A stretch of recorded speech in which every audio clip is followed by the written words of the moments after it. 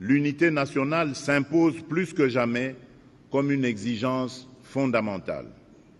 C'est pourquoi nous réaffirmons notre ouverture à un dialogue entre Congolais, un dialogue apaisé, inclusif, résolument destiné à consolider la cohésion nationale sans jamais remettre en cause les institutions issues du suffrage universel.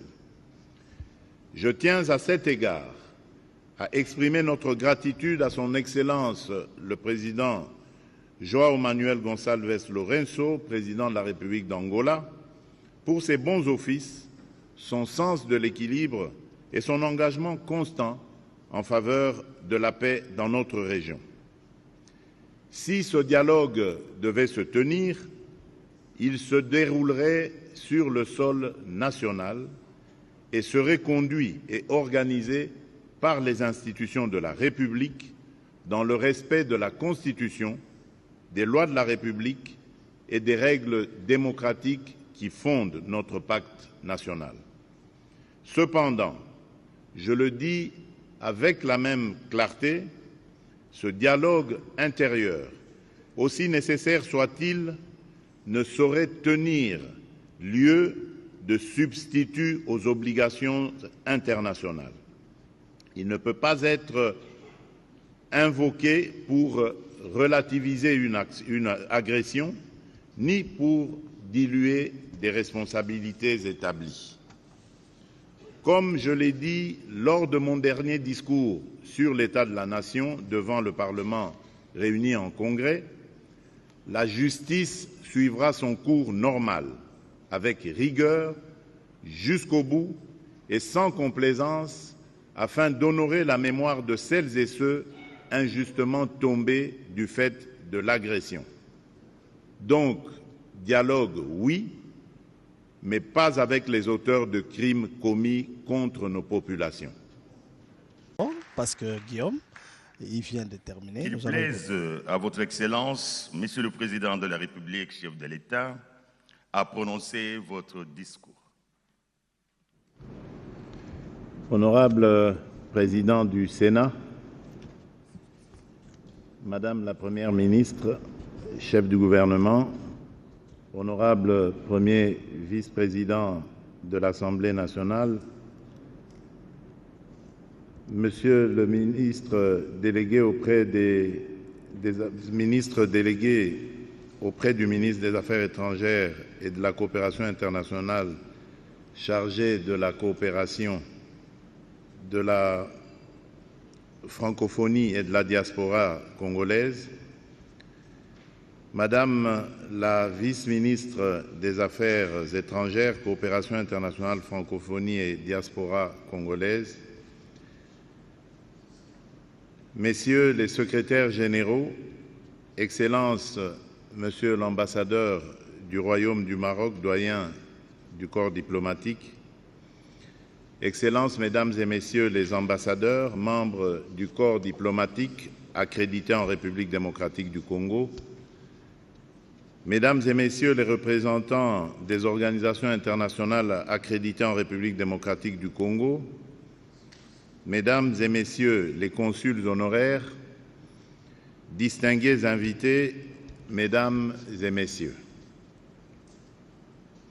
À l'entame de mon propos, qu'il me soit permis de vous souhaiter la bienvenue au Palais de la Nation pour la traditionnelle cérémonie de présentation des vœux du Nouvel An aux membres du corps diplomatique et aux représentants des organisations internationales accréditées en République démocratique du Congo.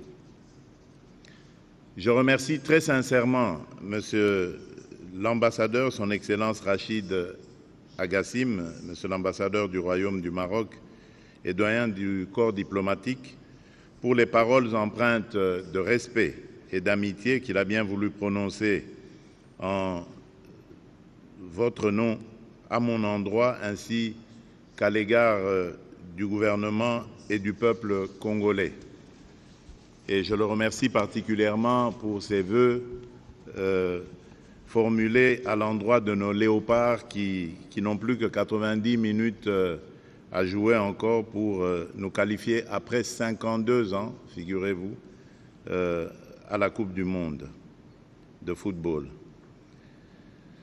En retour, j'adresse à mes homologues, vos différents chefs d'État et chefs de gouvernement, à vous-même, à vos familles, ainsi qu'aux dirigeants des organisations que vous représentez, mes vœux les plus sincères pour la nouvelle année.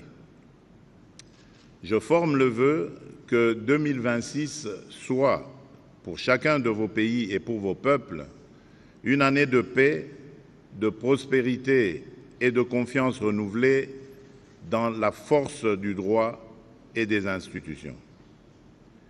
Je tiens également à vous remercier pour votre présence constante à nos côtés dans ce que notre pays traverse de plus exigeant, la quête obstinée de stabilité, de consolidation de l'État et de défense de notre souveraineté. Par votre action quotidienne, vos échanges, vos missions de coopération et vos interventions humanitaires, vous contribuez à maintenir, malgré les tempêtes, ces ponts indispensables entre la République démocratique du Congo et la communauté des nations. Je voudrais enfin profiter de cette occasion pour souhaiter la bienvenue et réitérer mes félicitations à la nouvelle représentante spéciale de l'Union africaine en République démocratique du Congo et aux nouveaux ambassadeurs de la République du Ghana, de la République du Liban et de l'État du Qatar, accrédités auprès de la République démocratique du Congo. Votre présence parmi nous marque une nouvelle étape dans nos relations bilatérales et dans notre coopération au sein des enceintes multilatérales. Je suis convaincu que votre mission contribuera à renforcer davantage les liens d'amitié, de respect mutuel et de collaboration entre nos pays et nos peuples. Monsieur le doyen du corps diplomatique, Excellences, Mesdames et Messieurs, l'année 2025 aura été pour notre nation une année de contraste. D'un côté, dans la continuité des orientations majeures que j'ai fixées pour notre pays, et malgré un contexte national et régional exigeant qui a mis à l'épreuve notre capacité collective de résilience et d'action, nous avons poursuivi avec détermination le chantier de la transformation à travers notamment la modernisation de l'action publique, l'amélioration progressive des services sociaux, la mise en œuvre de grandes manœuvres, de grands programmes de développement et la volonté de rendre notre économie plus lisible, plus rigoureuse et plus attractive. De l'autre, mon pays a continué de payer un tribut insoutenable à l'insécurité entretenue dans l'est de notre territoire. Là-bas, des villes et des villages ont été ballottés au rythme des offensives, des retraits et des représailles des groupes armés soutenus par des forces étrangères. Des familles ont fui, encore et encore, emportant dans un sac le peu qu'elles pouvaient sauver, laissant derrière elles le fruit de leur labeur, les champs, les écoles, les repères, leurs racines, parfois leurs tombes. Cette crise demeure aujourd'hui encore l'une des plus lourdes au monde en matière de déplacement, avec des millions de personnes déracinées de leur espace d'origine. Je salue la résilience de la population du Nord Kivu et du Sud Kivu, et je rends hommage à nos forces armées et à nos services de sécurité engagés dans une lutte difficile, souvent asymétrique, contre des groupes armés multiples, opportunistes, enracinés dans l'économie de la prédation. Face à cette épreuve, le gouvernement de la République démocratique du Congo reste pleinement mobilisé pour poursuivre la pacification du pays, restaurer l'autorité de l'État sur l'ensemble du territoire national et assurer la protection des populations civiles. Excellences, Mesdames et Messieurs, la République démocratique du Congo, fidèle à ses valeurs de transparence et de responsabilité, a toujours tenu le même langage. La paix ne se négocie pas au prix du mensonge et ne se construit pas sur l'impunité. Et aujourd'hui, un développement majeur intervenu récemment vient nous conforter dans cette position. Il mérite d'être considéré avec le plus grand sérieux car il engage la responsabilité de la communauté internationale et appelle désormais des conséquences pratiques. Depuis des années, nous dénonçons, preuves à l'appui, le soutien extérieur dont bénéficie la violence armée sur notre sol. Et voici que, dans une déclaration officielle faite ces derniers jours devant le Congrès des États-Unis d'Amérique, une haute représentante de la République du Rwanda a reconnu l'existence d'une coordination sécuritaire avec les rebelles de l'AFC M23. Cette reconnaissance n'est pas un détail de communication, encore moins une stratégie politique.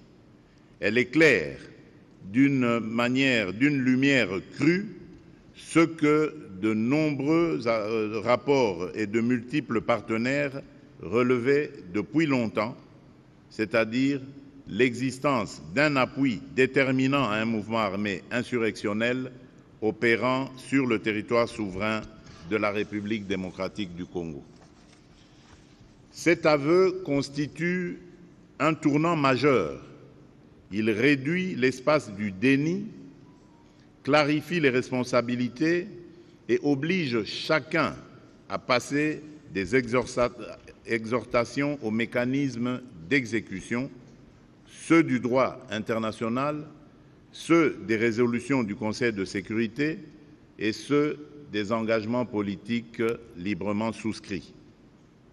Mais permettez-moi d'être parfaitement clair sur ce point.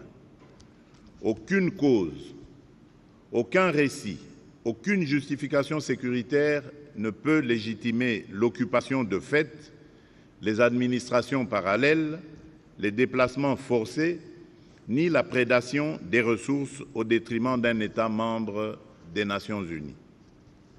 Excellences, Mesdames et Messieurs, je souhaite attirer votre attention sur la situation humanitaire particulièrement préoccupante dans l'est de la République démocratique du Congo, notamment dans la ville d'Ouvira et dans les localités situées au long de la plaine de la Ruzizi.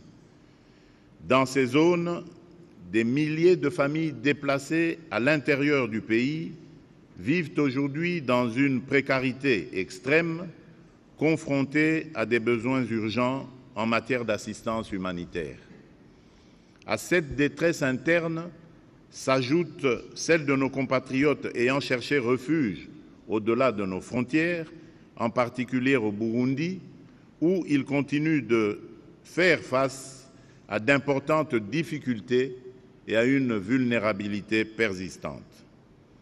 Face à cette réalité, le gouvernement de la République entend renforcer la coordination avec les partenaires humanitaires, régionaux et internationaux et d'assurer protection, dignité et solutions durables aux populations affectées et de créer les conditions d'un retour durable à la paix et à la stabilité.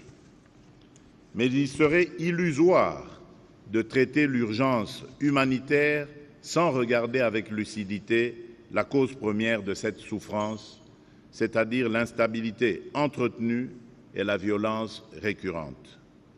Les populations de l'Est, déjà éprouvées par des décennies d'épreuves, ne peuvent plus être condamnées à ce cycle tragique où chaque avancée diplomatique se trouve aussitôt neutralisée par des replis tactiques, des provocations nouvelles ou des offensives déguisées. Les développements récents sur le terrain y compris autour d'Uvira, rappellent à quel point la situation demeure fragile et combien la mise en œuvre des engagements pris doit être rigoureuse, suivie et vérifiable. Dans ce contexte, l'unité nationale s'impose plus que jamais comme une exigence fondamentale. C'est pourquoi nous réaffirmons notre ouverture à un dialogue entre Congolais, un dialogue apaisé, inclusif, résolument destiné à consolider la cohésion nationale sans jamais remettre en cause les institutions issues du suffrage universel.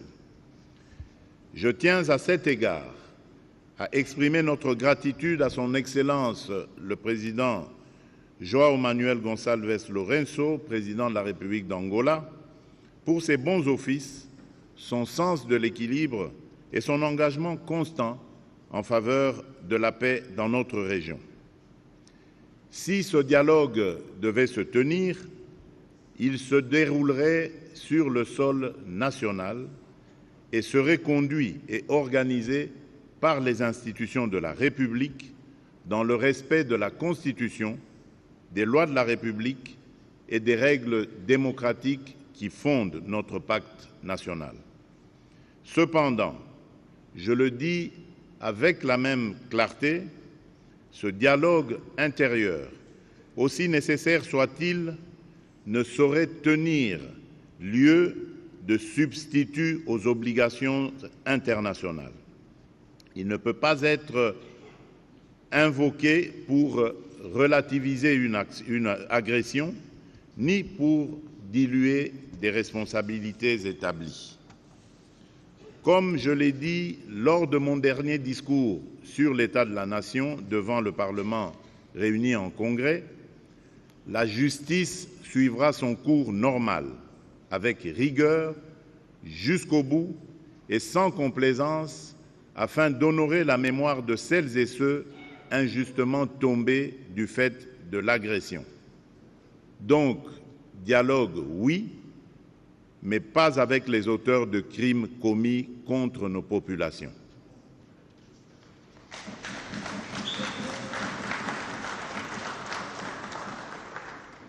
Notre main demeure malgré tout tendue pour une paix véritable. Mais une paix véritable suppose des actes vérifiables, comme l'arrêt immédiat de tout soutien aux groupes armés, le retrait des forces étrangères du territoire souverain de la République démocratique du Congo et la fin des zones grises, le respect strict des mécanismes régionaux et internationaux et la restauration effective de l'autorité de l'État congolais sur l'ensemble du territoire national. C'est dans cet esprit de responsabilité et d'ouverture que nous avons pris part ces derniers mois aux efforts diplomatiques conduits sous facilitation internationale. Nous avons soutenu et nous continuerons de soutenir toute initiative crédible visant à faire taire les armes et à remettre la région des Grands Lacs sur le chemin de la confiance. L'année écoulée a, à cet égard, marqué un tournant. D'importantes démarches ont été engagées pour prévenir l'embrasement régional et réaffirmer le primat du droit. L'adoption par le Conseil de sécurité des Nations Unies de la résolution 2773 a constitué une étape majeure. Pour la première fois, les responsabilités dans la crise de l'Est de la République démocratique du Congo ont été établies de manière explicite, dissipant toute ambiguïté sur la nature de cette agression et sur les obligations qui en découlent.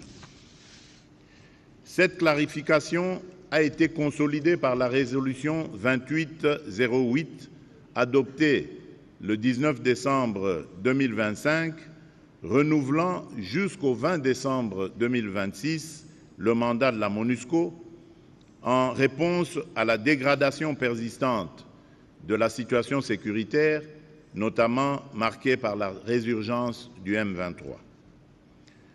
Ce mandat réaffirmé met un accent prioritaire sur la protection des civils en danger immédiat, le soutien au processus de désarmement, démobilisation et réintégration, le DDR, des membres des groupes armés, l'assistance à la réforme du secteur de la sécurité, le SSR, et l'appui aux institutions congolaises ainsi que le soutien à l'instauration et à la consolidation d'un cessez-le-feu permanent, y compris à travers l'accompagnement des mécanismes de suivi des processus politiques. Nous saluons à cet égard l'engagement de la communauté internationale à accompagner la République démocratique du Congo dans la protection des civils et la stabilisation des zones affectées.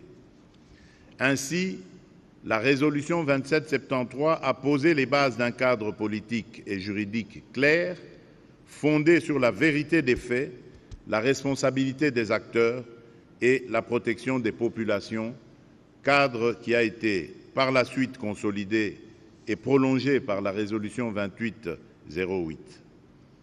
C'est dans ce contexte de clarification et de mobilisation internationale renforcée que s'inscrit la dynamique diplomatique ayant conduit à la signature de l'accord de Washington du 27 juin 2025.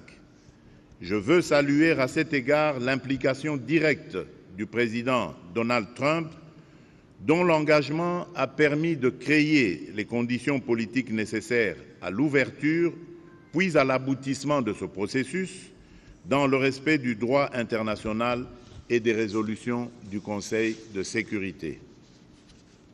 Dans le même esprit, l'action diplomatique conduite dans le cadre du processus de Doha, sous l'impulsion de Son Altesse l'émir de l'État du Qatar, Cheikh Tamim bin Hamad Al Thani, a joué un rôle déterminant dans la facilitation du dialogue et la consolidation des efforts de paix. Par un engagement constant, discret mais résolu, l'État du Qatar a contribué à maintenir des efforts soutenus et contenus en vue de la recherche de solutions durables. Ces efforts trouvent aujourd'hui un prolongement naturel dans le cadre africain à travers la réunion de haut niveau sur la cohérence et la consolidation du processus de paix en République démocratique du Congo et dans la région des Grands Lacs, organisée à Lomé le 17 janvier dernier sous la facilitation de son Excellence le président Faure Essozima Gnassingbé.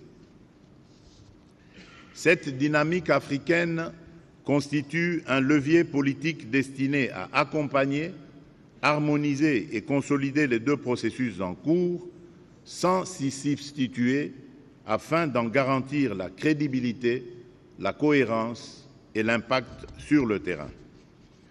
La République démocratique du Congo demeure convaincue que seule une articulation cohérente et complémentaire entre les initiatives internationales et les mécanismes africains permettra d'aboutir à une stabilisation durable de la région des Grands Lacs.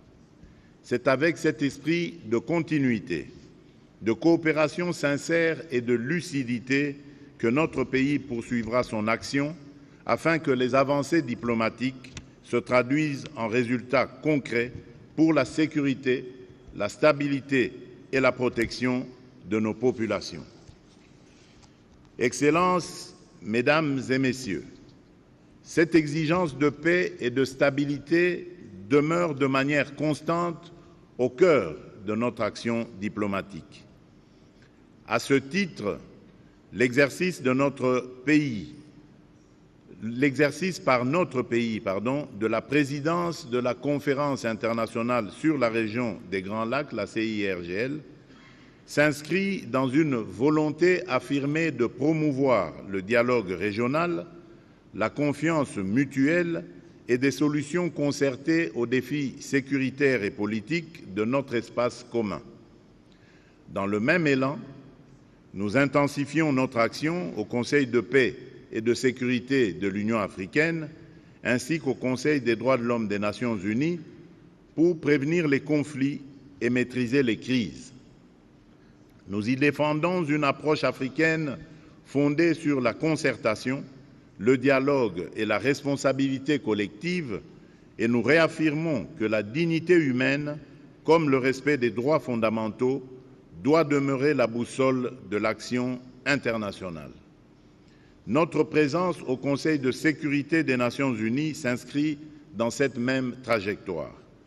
Elle dépasse le cadre d'une ambition nationale, elle traduit les aspirations légitimes de l'Afrique à jouer un rôle central dans la gouvernance mondiale. À ce titre, nous plaidons avec détermination en faveur d'une réforme du Conseil de sécurité afin que l'Afrique dispose d'une représentation forte, équitable et crédible dans les décisions qui façonnent l'avenir du monde. Enfin, l'année écoulée et le début de l'année en cours s'inscrivent dans une dynamique continue de renforcement de nos liens d'amitié et de coopération avec diverses nations. La consolidation des relations fraternelles avec l'État d'Israël illustre par la visite à Kinshasa de son Excellence M. Isaac Herzog, président de l'État d'Israël, témoigne de notre volonté d'approfondir des partenariats fondés sur la confiance et le respect mutuel. Cette dynamique s'est également traduite par les visites officielles que j'ai effectuées en Serbie et au Kazakhstan, ainsi que par la visite en République démocratique du Congo de Son Altesse l'émir de l'État du Qatar, Cheikh Tamim bin Hamad Al Thani, dont l'engagement personnel en faveur de la paix et de la coopération a marqué une étape importante dans le rapprochement entre nos deux pays. Elle s'est par ailleurs renforcée par la visite de son Excellence M. Évariste Ndayishimiye, président de la République du Burundi, illustrant la volonté partagée de consolider le dialogue politique, la coopération sécuritaire et l'intégration régionale dans l'espace des Grands Lacs. Dans ce même élan, la mission de 5 ministres congolais en Amérique latine au mois d'août dernier a permis d'approfondir nos relations avec l'Uruguay, l'Argentine et le Brésil, aboutissant à la signature de plusieurs accords structurants et à un rapprochement significatif entre des continents unis par de nombreuses similitudes et des ambitions convergentes. Cette dynamique ne relève pas d'un simple bilan annuel. Elle s'inscrit dans une trajectoire politique pensée, assumée et appelée à se poursuivre et à se renforcer en 2026 avec la même cohérence, la même détermination et la même ambition au service des intérêts de la République démocratique du Congo et de ses partenaires. Excellences, Mesdames et Messieurs, dans un monde traversé par l'incertitude et une recomposition accélérée des équilibres, le multilatéralisme est mis à l'épreuve et la tentation du fait accompli progresse. Les crises au Soudan, en Ukraine, au Moyen-Orient et ailleurs nous rappellent pourtant une vérité simple: l'indifférence n'est jamais une option.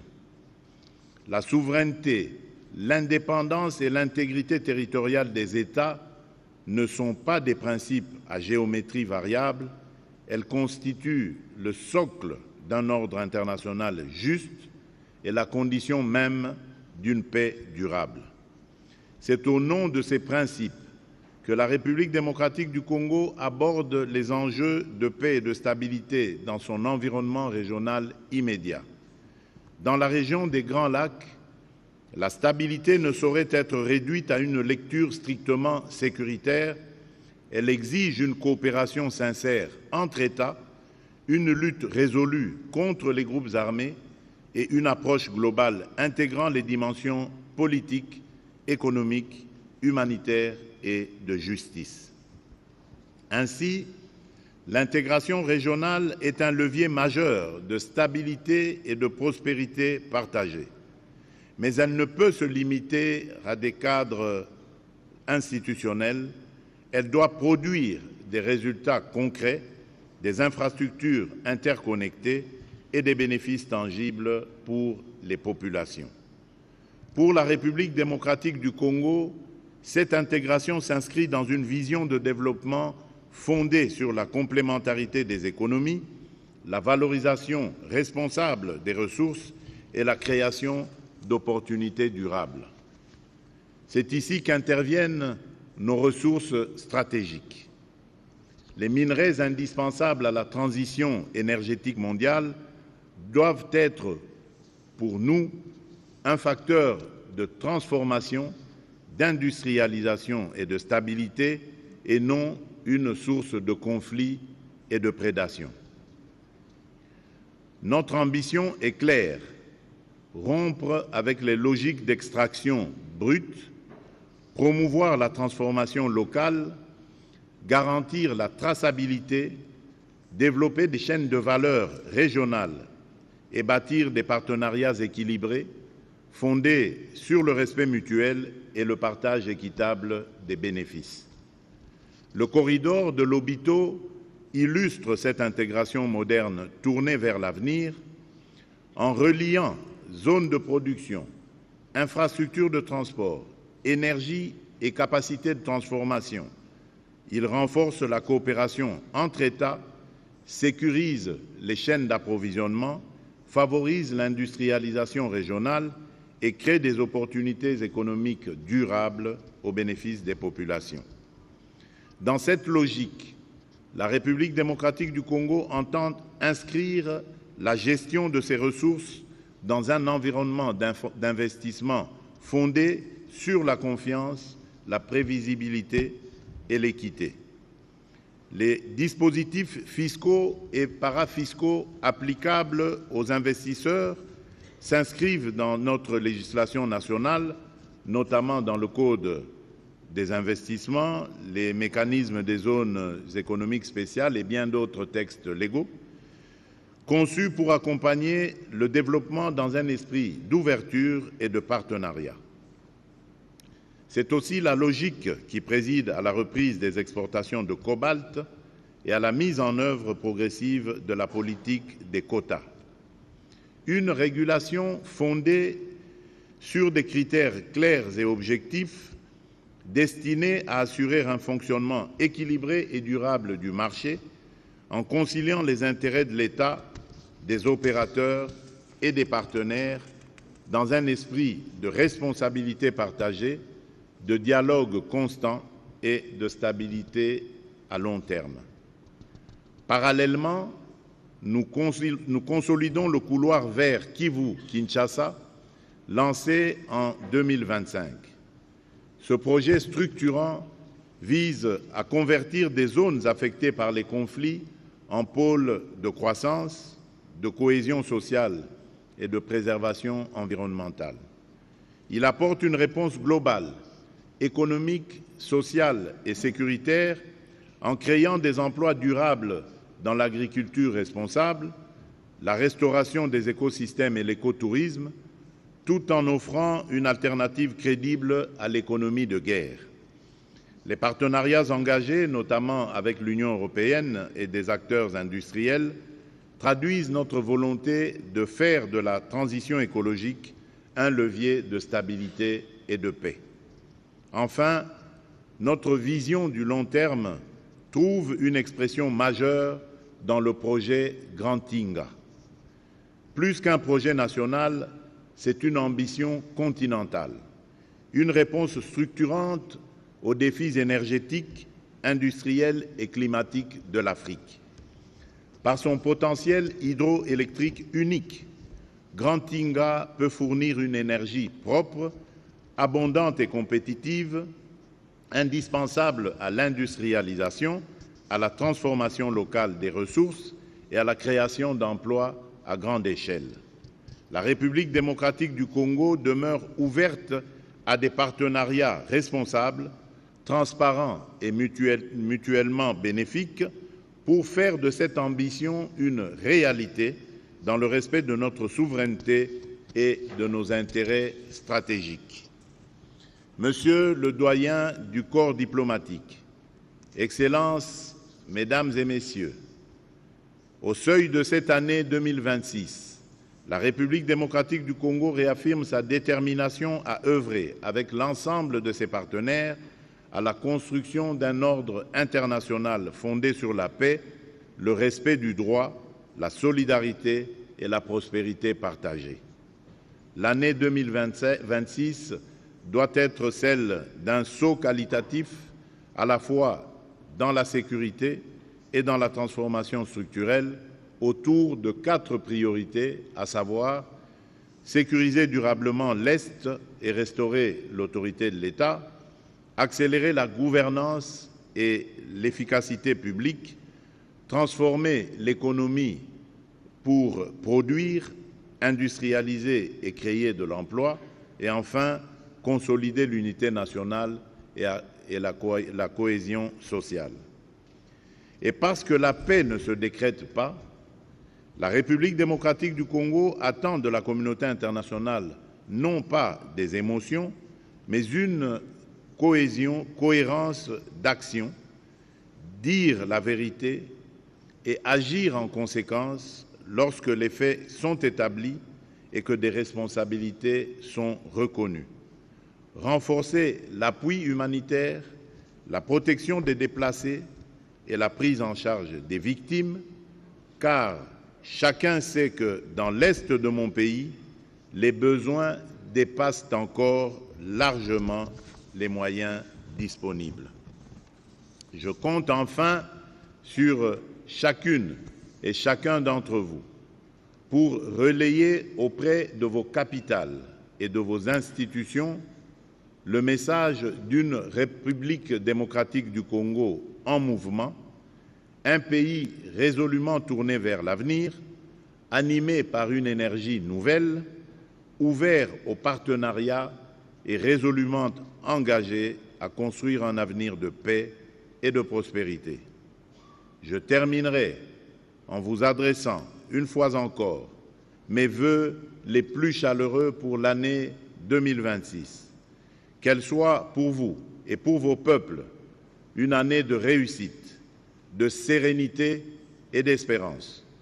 Qu'elle consolide notre amitié et donne un élan nouveau à notre coopération dans l'intérêt de nos nations et de notre planète. Je vous remercie.